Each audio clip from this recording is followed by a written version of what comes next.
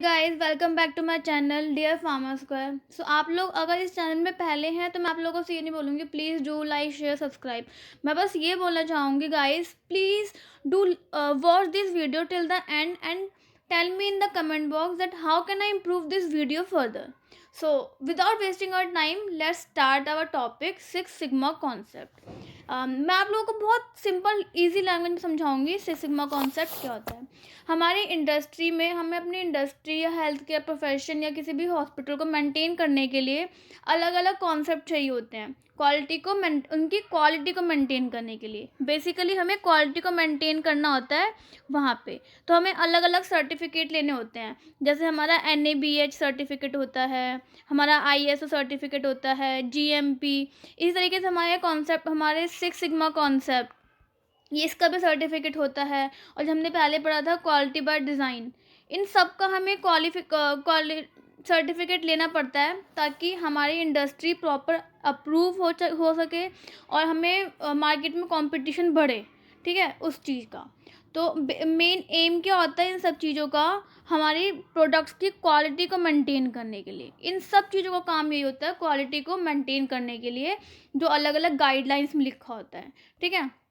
अब देखो मैंने ये लिखा है सिक्स सिग्मा कॉन्सेप्ट क्या होता है? Study to improve process, process को इम्प्रूव करने के लिए, ठीक है।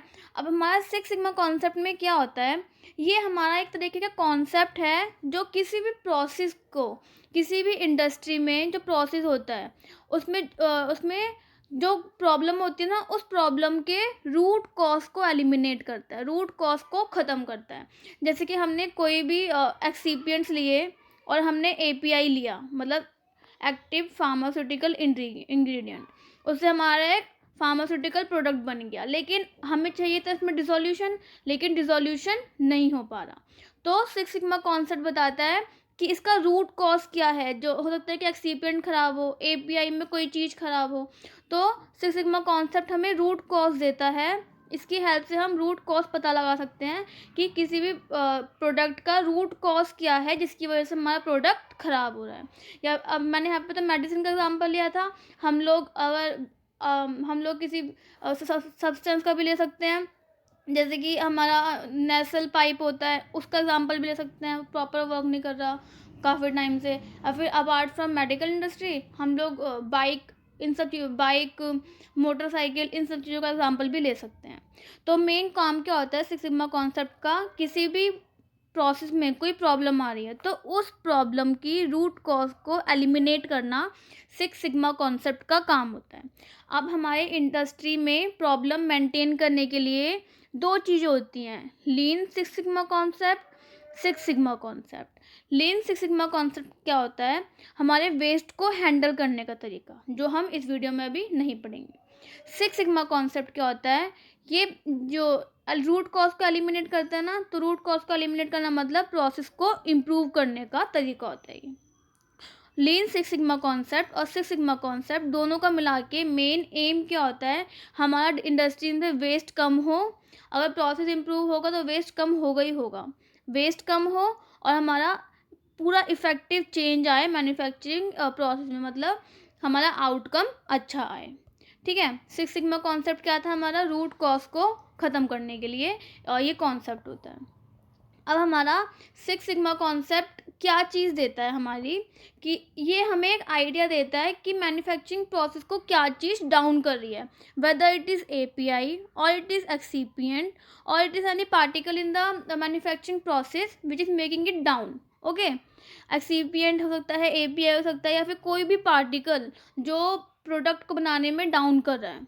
वो हो सकता है कि इसका ऑयलिंग पार्ट है, वो ऑयल की क्वालिटी ख़राब है, तो ये सब चीज़ें हो सकती हैं। तो ये ब्रीफ आइडिया देता है कि हमें मैन्युफैक्चरिंग प्रोसेस को क्या चीज़ डाउन कर रहा है। डिले हम कैसे एलिमिनेट कर सकते हैं? अगर हमारा प्रोसेस डाउन का हमें मेन कॉज पता चल गया तो डिले तो होगा ही नहीं हमें प्रोसेस में। तो डिले मतलब कमी को, टाइम लगाने वाला प्रोसेस, उसको हम एलिमिनेट कर सकते हैं। प्रोसेस को कैसे इम्प्रूव करें, वो हमारा सिक्स सिग्मा कॉन्सेप्ट देता है। और इश्यूज़ को, कोई भी इशू को ज़्यादा टाइम तक कैसे हम फिक्स, मतलब हम ठीक कर सकते हैं, वो हमारा सिक्स सिग्मा कॉन्सेप्ट देता है। तो हमें सिक्स सिग्मा कॉन्सेप्ट क्या क्या देता है, मैन्युफैक्चरिंग प्रोसेस को क्या क्या चीज़ कम, क्या क्या चीज़ें प्रॉब्लम ला रही हैं वो डिले एलिमिनेट करने के लिए, प्रोसेस को हम कैसे इम्प्रूव कर सकते हैं, और इश्यूज़ को कैसे फिक्स कर सकते हैं। तो मेन एम इसका ये होता है, हमारा टाइम, डिफेक्ट, वेरिएबिलिटी मतलब डिफरेंस, इन सबको कम करने के लिए या फिर इन सबको पता लगाने के लिए प्रोसेस में, उसको हम ये हमारा सिक्स सिग्मा कॉन्सेप्ट का काम होता है। अब we can produce defect free product about 99.9%, that is 34% error in product. हम सिक्स सिग्मा कॉन्सेप्ट की वजह से एरर 99.9% प्रोडक्ट एरर फ्री बना सकते हैं, या फिर बोले तो दूसरी लैंग्वेज में 34% एरर पता लगा सकते हैं हम प्रोडक्ट में। So here is definition of six sigma concept, that refers that six sigma concept is approach to see, ये हमारे तरीके की अप्रोच होती है जो मेन का काम करती है क्वालिटी को इम्प्रूव करने के लिए, और क्वालिटी को इम्प्रूव करने के लिए किसी भी प्रोसेस के, ताकि हमारा आउटपुट अच्छा है। कैसे आउटपुट अच्छा आएगा, हम कॉज कोई भी जो कॉज है उसको आइडेंटिफाई कर सकेंगे या फिर रिमूव कर सकेंगे। एक बार और बताते हैं, सिक्स सिग्मा कॉन्सेप्ट एक अप्रोच होती है जिसमें हम किसी भी रूट कॉज को आइडेंटिफाई करते हैं और रिमूव करते हैं, ताकि हमारा प्रोसेस इम्प्रूव हो सके, प्रोसेस की क्वालिटी इम्प्रूव हो सके। ठीक है, अभी हमारा ओवरव्यू है, जो आप लोग एक अगर देखना चाहते हैं तो देखिए, नहीं तो स्किप कर सकते हैं। ये क्वालिटी रिस्क मैनेजमेंट मैंने बताया था ना, क्वालिटी रिस्क मैनेजमेंट में ही आते हैं सारे के सारे, ISO, NABH, quality by design, six sigma concept, ये सारे कॉन्सेप्ट आपके क्वालिटी मैनेजमेंट सिस्टम में आते हैं। Set of technique and tools for process improvement, ये मैंने आपको ऊपर बता दिया है। ये टेक्निक्स, ये हमारी अलग अलग टूल्स टेक्निक्स का सेट होता है प्रोसेस को इम्प्रूव करने के लिए। नियर परफेक्शन प्रोडक्ट देता है हमारा ये, जिसमें एरर बिल्कुल ना के बराबर होते हैं, तो काफ़ी प्रिसाइज प्रोडक्ट देता है हमारा process that focus on eliminating defect को एलिमिनेट करने का में फोकस करता है ये। अब किसने दिया था हमारा, देखिए हमने पहले पढ़ा था क्वालिटी बाय डिज़ाइन, जो हमारा जोसेफ सर ने दिया था। ये हमारा six sigma concept bill Smith sir ने दिया था 1980 में। अब जब वो मोटोला एक तरीके की, आप लोगों को पता ही है, बाइक होती है, उसने प्रॉब्लम देखी उसमें प्रोडक्शन के टाइम पे, तो उसने ये सिक्स सिग्मा कॉन्सेप्ट दिया, बिल स्मिथ ने। अब ये सिक्स सिग्मा कॉन्सेप्ट काफ़ी इंडस्ट्री यूज़ कर रही हैं, किस लिए, ताकि हमारे एरर्स कम हो सकें, प्रॉफिट बढ़ सके, और किसी भी प्रोसेस की कॉस्ट ऑफ मैन्युफैक्चरिंग कम हो सके। अगर हमारा एरर्स कम होंगे तो cost of manufacturing definitely come होगा ही होगा। तो हमारा इसका मेन ऑब्जेक्टिव क्या था, बिजनेस को इम्प्रूव करना, कॉस्ट, टाइम, डिफेक्ट को रिड्यूस करना, और सबसे इम्पॉर्टेंट चीज़ जो आप हर किसी कॉन्सेप्ट में डालोगे, कस्टमर सेटिस्फेक्शन हमारा बढ़ना चाहिए, बढ़ता है इन सब चीज़ों की वजह से। ठीक है, अब हमारी मेथड्स होते हैं सिक्स सिग्मा कॉन्सेप्ट के वर्क करने का तरीका। एक हमारा होता है DMA-IC, एक हमारा होता है DMA-DV।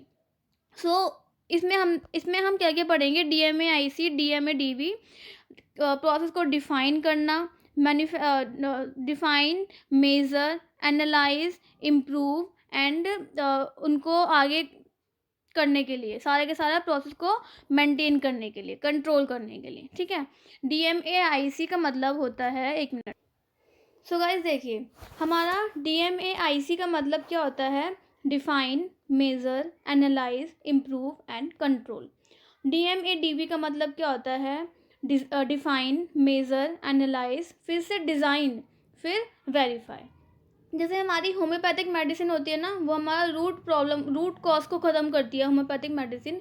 इसी तरीके से हमारा सिक्स सिग्मा कॉन्सेप्ट वर्क करता है, रूट प्रॉब्लम, किसी भी प्रोडक्ट में रूट प्रॉब्लम जो होती है उसको ख़त्म करता है। DMA-IC हमारा एग्जिस्टिंग प्रोसेस के लिए होता है, जो प्रोसेस पहले से ही चलता आ रहा है, फिर उसमें जो प्रोसेस पहले से ही चलता आ रहा है, फिर उसमें जो कमियाँ हुई हैं उसको फाइंड करने के लिए, उस प्रोसेस में जो कमी है उसको फाइंड करने के लिए। और DMADV हमारा न्यू प्रोडक्ट को डिज़ाइन या फिर वेरीफाई करने के लिए होता है। कोई हमें न्यू चीज़ बनानी है तो इसके लिए हमारा DMADV होता है, और जैसे रिज़ल्ट आ गया उस रिज़ल्ट को काफ़ी टाइम तक तो रिज़ल्ट आ ही आ रहा है, लेकिन काफ़ी टाइम बाद आने के बाद वो रिज़ल्ट डाउन होता जा रहा है मार्केट में, तो उस चीज़ को देखने के लिए हमारा DMAIC होता है। सो मैंने आपके लिए यहाँ पे एक सिनेरियो डाला है, कंडीशन डाली है। आप लोग इसको एग्जाम में नहीं लिखोगे, ये बस नॉर्मल अंडरस्टैंडिंग के लिए। जैसे मैंने यहाँ पे पहले लिखा है एक्स्ट्रा। सो यहाँ पे हम क्या देखेंगे, एक हम सिचुएशन देखते हैं। आप एक फार्मास्यूटिकल इंडस्ट्री के ओनर हैं, ओके। आप लोग देख रहे हैं कि हमारा जो पैरासिटामोल है उसकी प्रोडक्शन पहले तो बहुत ज़्यादा थी, लेकिन डे बाय डे इसकी प्रोडक्शन डिक्रीज़ होती जा रही है। तो क्या करोगे आप लोग, 6 सिग्मा कॉन्सेप्ट को यूज़ करोगे इसकी मेन रूट कॉज जो इसको डाउन कर रहा है बनाने के लिए, उसको फाइंड आउट करने के लिए। तो आप लोग क्या करोगे, सबसे पहले डिफाइन करोगे कि कस्टमर की रिक्वायरमेंट क्या है, उसको क्या चीज़ नहीं मिल रही जिसकी वजह से प्रोडक्ट हमारा डाउन हो रहा है। डिफाइन किया हमने आपने सबसे पहले। उसके बाद आप मेज़र करोगे, प्रॉब्लम को मेज़र करोगे, और उसके किस किस वजह से हमारी प्रॉब्लम हो सकती है। या तो हमारे इक्विपमेंट की वजह से प्रॉब्लम हो सकती है, कोटिंग की वजह से कस्टमर सेटिस्फेक्शन नहीं आ रहा है, और हमारा अलग अलग चीज़ों की एक्सीपियंट्स ख़राब हैं, उसकी क्वालिटी ख़राब है, उसकी वजह से हमारा कस्टमर सेटिस्फेक्शन नहीं आ रहा है। तो वो सब आपको देखना है। डिफाइन, मेज़र, बाद में क्या था हमारा एनालाइज। आप लोग फिर एनालाइज करोगे मेन प्रॉब्लम क्या है। फाइनली जब आपने सब कुछ देख लिया तो मेन प्रॉब्लम के लिए एनालाइज करोगे। फाइनली जब आपको मेन चीज़ पता चल जाएगी, यहाँ पे आपको पता चल गया कि इक्विपमेंट ख़राब है, इक्विपमेंट में क्या चीज़ ख़राब है वो एनालाइज में आएगा, उस चीज़ को आप फाइनली इम्प्रूव करोगे।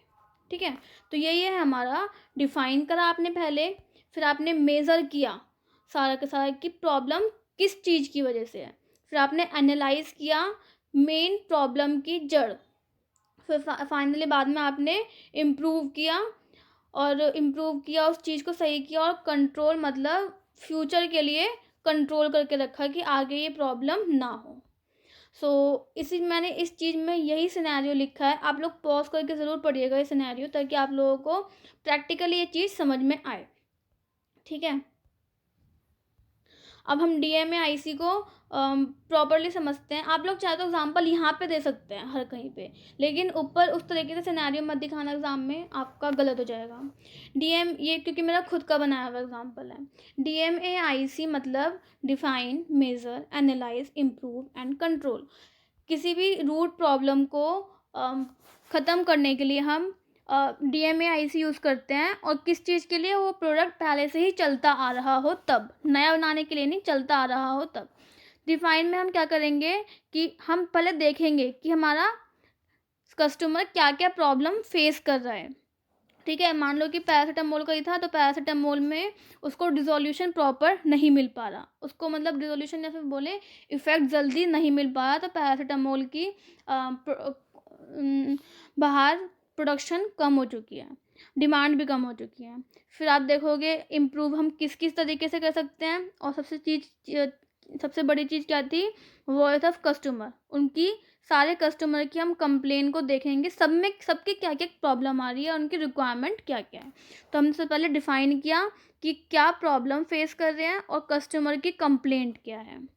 डिफाइन करने के बाद हम उसे मेज़र करेंगे, सारे के सारे इक्विपमेंट और जो हमारा प्रोसेस को बनाने में काम आ रहे हैं, इक्विपमेंट, सारे ड्रग्स, सारे एक्सीपिएंट, इन सबको हम मेज़र करेंगे।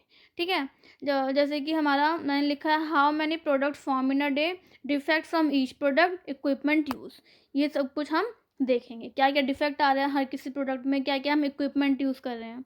फाइनली हम लास्ट में जाके एनालाइज करेंगे जो रूट कॉज थी उसको। तो हेयर कम्स एनालाइज। एनालाइज में हम मेन चीज़ देखेंगे कि हम मेन प्रॉब्लम को देखेंगे कि क्या प्रॉब्लम थी मेन वाली। तो रूट कॉज को हम एनालाइज में देखते हैं।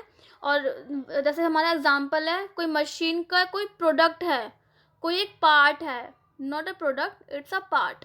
कोई पार्ट है वो परफॉर्म नहीं कर पा रहा है प्रॉपरली, तो वो चीज़ हम यहाँ पे एनालाइज करेंगे। हमने पहले डिफाइन किया फिर हमने मेज़र किया सारी चीज़ों को, फिर हमने एनालाइज़ किया। अब हम क्या करेंगे, इम्प्रूव करेंगे उस चीज़ को कि हम कैसे इम्प्रूव कर सकते हैं। हम लोग उसको रिप्लेस कर सकते हैं, उस पार्ट को हम दूसरे पार्ट से रिप्लेस कर सकते हैं। तो हम इम्प्रूव करने का तरीका देखेंगे। फाइनली लास्ट में हमारा आता है control. Sorry guys, finally last में हमारा आता है कंट्रोल। तो हम कंट्रोल में देखते हैं कि हम उसको हम देखेंगे कि हम उसको कैसे इम्प्रूव कर सकते हैं। अलग अलग तरीके से हम उसका पार्ट रिमूव कर सकते हैं। कंट्रोल में बस बेसिकली यही है कि हमें फ्यूचर यूज़ के लिए उस प्रोसेस को कंट्रोल करके रखना है, ताकि हमारे आगे कोई भी प्रॉब्लम ना आए। हमें SOP, स्टैंडर्ड ऑपरेटिंग प्रोसीजर, एक तरीके का प्रोसीजर होता है, मतलब एक तरीके की गाइडलाइंस होते हैं। ये भी कोई भी प्रोसेस को बनाने के लिए पूरी फाइल होती है ये, वो SOP मेंटेन करके रखेंगे कि इसमें ये प्रॉब्लम थी, और ताकि आगे ये प्रॉब्लम ना आए। हमने पहले क्या किया, डिफाइन किया उसकी प्रॉब्लम को, मेज़र किया कि कौन कौन से पार्ट उसमें यूज़ हो रहे हैं। हमने एनालाइज़ किया रूट कॉज को, फिर हमने इम्प्रूव किया उसको चेंज करके, फाइनली फ्यूचर यूज़ के लिए कंट्रोल किया। तो DMA-IC यही होता है हमारा 6 सिग्मा कॉन्सेप्ट का। अब हम नेक्स्ट वीडियो में पढ़ेंगे DMA-DV। ताकि ये वीडियो ज़्यादा देर तक ना हो जाए, मैं भी आपको DMA-IC तक ही पढ़ा रही हूँ। DMA-DV हम नेक्स्ट वीडियो में पढ़ेंगे। सो guys, thank you for cooperating. और आप लोग इस वीडियो को स्टार्टिंग से पूरा देखिए ताकि आप लोगों को पूरा समझ में आए।